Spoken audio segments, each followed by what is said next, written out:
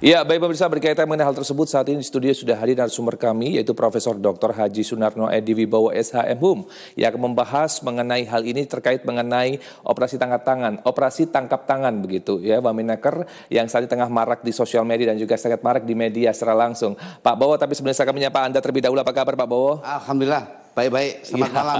Selamat malam, luar biasa. Iya. Ya, senang bisa berjumpa kembali malam hari ini. Saya butuh opini dan juga pendapat Anda, Pak, terkait mengenai kasus yang saat ini menimpa, yaitu Wakil Menteri Ketenagakerjaan, Pak. Nah, terkait mengenai hal ini, apakah OTT atau operasi tangkap tangan yang dilakukan oleh KPK ada prosedur khusus, Pak, terkait mengenai penangkapan Wamenaker atau pejabat sekelas Wakil Menteri ini, Pak? Silakan. Memang ada. OTT itu ketika ketangkap tangan itu ada hubungannya dengan KUHP. Kalau KUHP mengisyaratkan pasal 1 ke 16 bisa. Ketika ketangkap tangan itu sebagai satu alat bukti ada 5, yaitu tentang hubungannya dengan apa? Dengan surat, dengan hubungannya dengan saksi, dengan tersangka, dengan ahli, dengan petunjuk, kan? Ada itu. Ternyata ketangkap tangan, berarti apa? Alat bukti sudah ketangkap. Jadi kalau sudah alat bukti berarti ini merupakan bagian dari OTT. Boleh. Baik. Boleh. Karena KUHP mengisyaratkan demikian.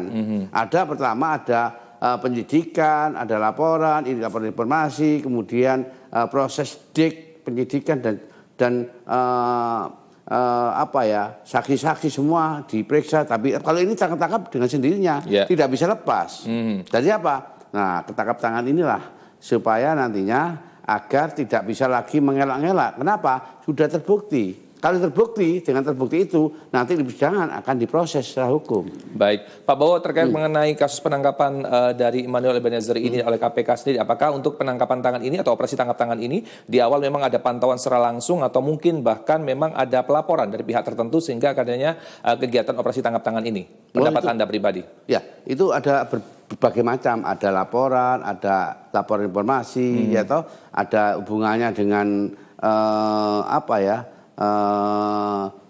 diketahui, dipantau dan sebagainya. Tapi yang jelas sudah merupakan suatu alat bukti dan itu ada proses hukum yang salah. Dikarenakan apa? Dikarenakan saya sayangkan kalau ini wamen ya, wamen apalagi ini adalah yang berhubungan dengan tim khusus ketika pada waktu kampanye, tim sukses dan sebagainya. Ternyata apa? Ternyata kenceng, nggak taunya ketangkap tangan, habis itu nangis. Wah, itu berarti nggak gentleman. Kalau gentleman ketika dia ngomongnya kenceng, jadi jangan sampai ketika ditangkap nangis, itu nggak bisa merupakan satu berkebalikan begitu maksud Anda? Iya.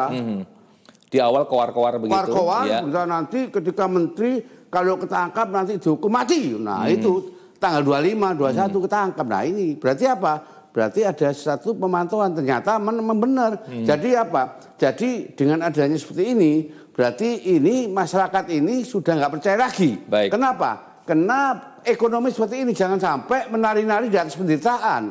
Ini masyarakat menari-nari, baik pajak, keceklik, baik PBB dan sebagainya, ternyata malah korupsi. Berarti apa? Baik. Sudah mencederai rakyat misalnya. Kepercayaan masyarakat begitu. Sudah lah, ini nggak benar ini. Sebetulnya ini harus memang, ini siapa yang nggak benar? Ya. Jadi kalau nggak benar demikian, kita itu curiga semua kalau gitu. Baik. Satu udah ketangkap, yang lainnya bagaimana? Baik. Nah, kalau saya berharap ketika hukum itu jangan tebang pilih. Kalau bisa ya sama di atas hukum, sama di mata hukum. Jadi kalau salah ini tahan, kalau nggak salah ya lepaskan. Ya? Baik, luar biasa. Kita harus break terlebih dahulu Pak Bowo, nanti kita akan sambung lagi perbincangan kita. Pemirsa, Anda jangan beralih kemana-mana, kami akan segera hadir kembali tentunya setelah yang satu ini.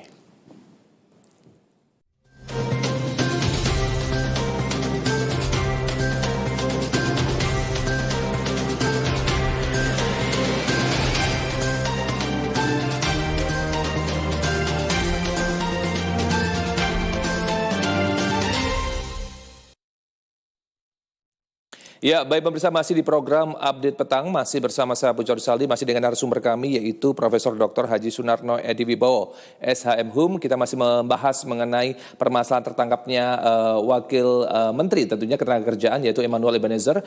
Terkait mengenai hal tersebut Pak Bowo, kalau kita melihat bahwasanya tadi tampilan di visualisasi dan juga sudah kami tampilkan pada saat tadi berita begitu menyaksikan bahwasanya Presiden Prabowo Subianto ini mencopot jabatannya secara langsung. Tapi berbeda dengan Immanuel Ebenezer menginginkan adanya amnesti sama halnya seperti pejabat-pejabat yang lainnya. Tanggapan Anda terkait mengenai hal tersebut memang amnesti sama abolisi ya. Ya. Ya, ini memang ada kalau amnesti pengampunan, abolisi ada penghapusan. Nah ini ketika presiden ya menggunakan pasal 14 Undang-Undang Dasar untuk hak istimewanya, hak prerogatifnya digunakan, ini menjadi satu persoalan sehingga nantinya akan merujuk ke sana semua. Nah, tindak pidana korupsi yaitu ini minta semua bahwa saya itu loh, ini bisa, ini kok nggak bisa, ini menjadi kontradiksinya. Makanya dengan demikian hati-hati sekali. Kenapa? Perlu di garis bawahi apa sih amnesti, apa abolisi? Karena amnesti itu gak main-main. Amnesti diberikan itu ketika seseorang itu merasa nggak salah. Dalam arti demikian. Atau kita lihat abolisi, yaitu dianggap nggak salah. Kalau nggak diampuni presiden berarti di dalam persidangan atau salah satunya apakah dia itu nyata-nyata menggunakan uang negara enggak. Di dalam putusan MK 25 tahun 2016 yaitu memang nggak seperti dulu pasal 2 dan 3 Undang-Undang Tindak Pidana Korupsi itu potensi atau kata dapat dan sebagainya harus nyata-nyata. Ketika nyata-nyata nggak terbukti maka harus hati-hati juga.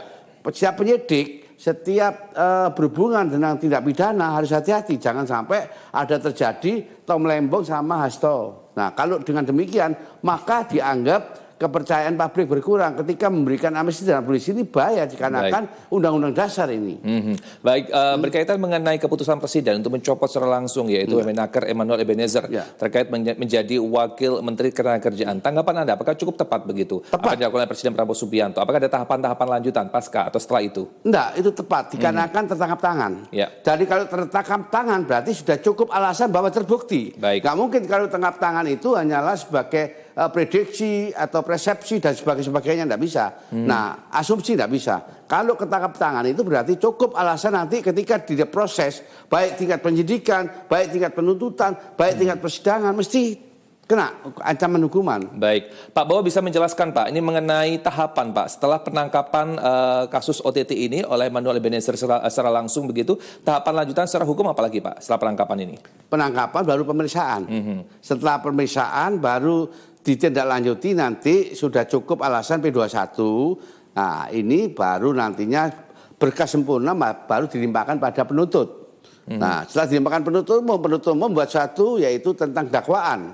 Setelah dakwaan maka nanti akan di persidangan. Dari sidangan itu merupakan ini masih dalam satu penyidikan. Kalau sudah dalam penyidikan itu belum tentu nanti 11 orang. Nanti bisa lagi yang lain-lainnya bisa. Yang lainnya bisa dikejar. Kenapa? Karena sudah ada satu proses, proses yang bersalah dalam arti tangkap tangan. Pak Bowo, tantangan hukum bagi KPK dalam hal ini, dalam proses yang sudah ada begitu, membuktikan kasus korupsi dari pejabat negara. Tantangannya apa nih Pak? KPK tantangannya jangan sampai nantinya ada yang berhubungan dengan orang-orang yang maksudnya dalam arti dia itu menggerakkan supaya nanti jangan sampai terjadi kedua kali. Jadi KPK benar-benar harus proporsional. Jangan sampai nanti lemah ada orang-orang yang tingkat tinggi untuk gerakkan. Oh jangan sampai nanti ini jangan begini begitu. Jadi jangan dipolitisi. Jadi ini memang hukum harus tetap hukum. Dikarenakan negara kita itu negara hukum, bukan negara politik. Maka kalau sudah tetap sini jangan sampai ada yang orang-orang yang kuat itu jangan sampai mengaruhi tentang proses hukum. Baik, nanti di awal seperti ini begitu Pak Bowo, tapi nanti di akhir akan ada amnesti dan juga abolisi kembali begitu. Nah, ini kan menjadi akan berkurang begitu kepercayaan publik atau masyarakat terkait mengenai hukum yang ada di Indonesia. Tanggapan Anda? Tanggap saya ini ya memang ini ya. Inilah salah satunya nanti ada kontradiksi yaitu kalau tindak pidana korupsi itu jarang sekali ada sesuatu ya abolisi amnesti kecuali tindak pidana politik itu baru ada. Memang ada satu aturannya. Perundang-undangannya ada pelaksanaannya di dalam Kepres. Nah dengan Kepres itu kalau yang baru-baru ini Presiden Prabowo ada Kepres 18 kalau nggak salah 2025. Maka dengan demikian jangan sampai akan terjadi seperti ini. Ini menjadi satu bumerang juga, menjadi satu untuk setiap orang ditangkap ketika merasa nggak salah, apakah salah dan benar. Karena itulah nanti akan saya minta amnesti, minta abolisi dan sebagainya. Itu adalah merupakan satu mohon. Setiap warga negara boleh memohon, tapi nanti yang bisa memutuskan adalah presiden. Kalau abolisi dan amnesti. Itu kenapa? Karena meskipun proses bersalah, sudah putusan, tetap kalau kena abolisi dan amnesti, tetap dia keluar. Dan tidak ditahan, tidak di dalam belakang jeruji. Jurisdiksi apa tahanan.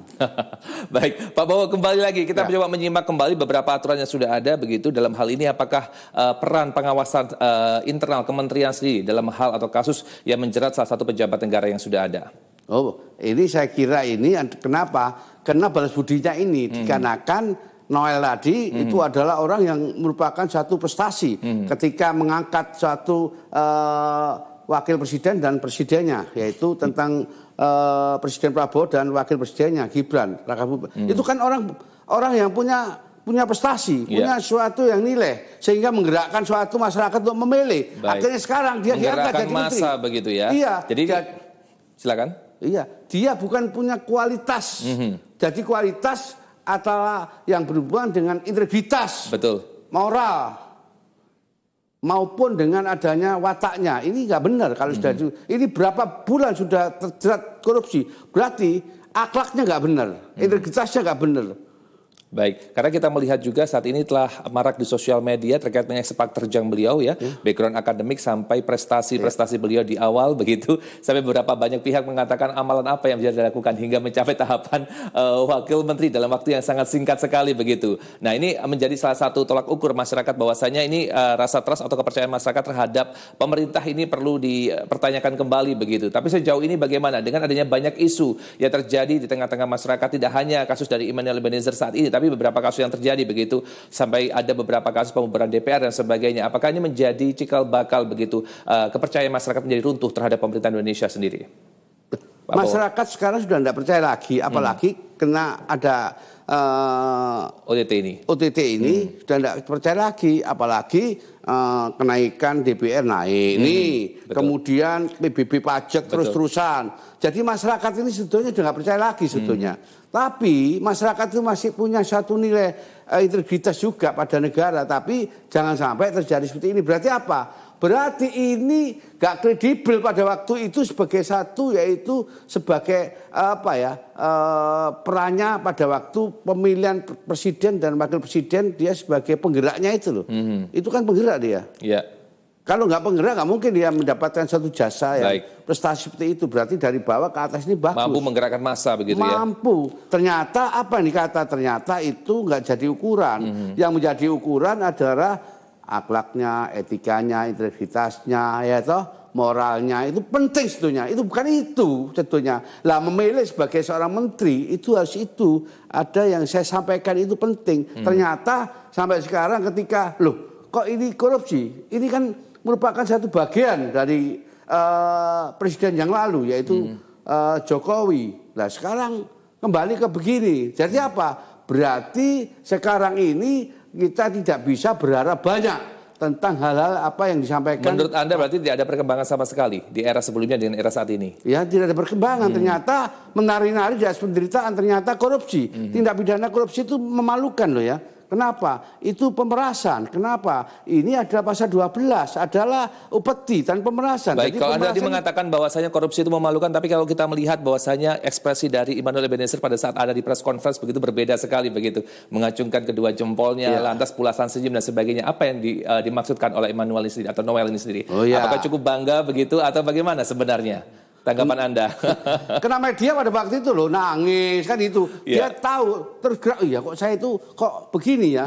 Nah setelah dia katakan dia nangis, setelah itu baru dia begini. Seakan-akan dia saya kayak tegar begitu, gitu. Wah begitu. Padahal itu ya mohon maaf. Atau mungkin Noel tahu nanti endingnya seperti apa setelah proses penangkapan nanti? Oh, jelas endingnya kalau sudah OTT jelas nantinya akan ada hukuman. Hukuman yang apa? Ketika kalau saya yaitu kecuali. Maksud saya di sini Pak Bowo hukuman sementara, tapi nanti selepas itu mungkin akan ada maksudnya penghapusan atau bahkan peringanan terkait mengenai hukuman yang sudah ada. Tapi saya kira kalau ini menurut pandangan saya susah karena tertangkap tangan. Memang benar-benar ini tidak gratifikasi. Kalau enggak lain. Kalau masih abal-abal, masih persepsi, indikasi dan sebagainya, ini masih bisa adanya satu abolisi dan amnesti. Jangan sampai ini terjadi ketika nantinya kalau ini sampai nanti ada abolisi dan amnesti, wah negara bubar ini nanti. Baik, Pak Bowo, mohon maaf saya memotong perbincangan ini, tapi mungkin ada singkat saja, ada yang bisa sampaikan kepada pemirsa Jawa Post TV terkait mengenai kasus yang sudah ada saat ini. Immanuel Ebenezer, tanggapan Anda singkat saja. Ya, Immanuel ini adalah merupakan satu bagian yang presiden terburuk bagi kalangan menteri-menteri atau wakil menteri atau yang berhubungan dengan pimpinan-pimpinan di negara kita. Jangan sampai ini pimpinan loh ya, ada DJ-nya, ada semua, ketangkap semua. Berarti apa? Berarti kalau sampai terjadi seperti ini, kalau berkali-kali berarti apa? Ternyata rakyat ini dikibuli semua, masyarakat ini dibohongi. Kenapa masyarakat itu dia taat pada pajak semua dan sebagainya, ternyata hasilnya dikorupsi. Ini membahayakan, makanya satu-satunya itu kena hubungannya dengan tenaga kerja itu hati-hati. Karena kita itu tenaga kerja banyak di PHK, ekonomi seperti ini, jangan sampai terjadi seperti ini. Saya berharap jangan sampai nantinya akan terjadi berulang-ulang. Kalau berulang-ulang berarti apa? Masyarakat sudah kepercayaan makin tidak percaya lebih dari tidak percaya. Baik, terima kasih Pak Bowo atas pendapat dan juga masukannya untuk tema kita pada malam hari ini. Terima kasih dan kita ketemu dalam kesempatan sukses untuk Anda.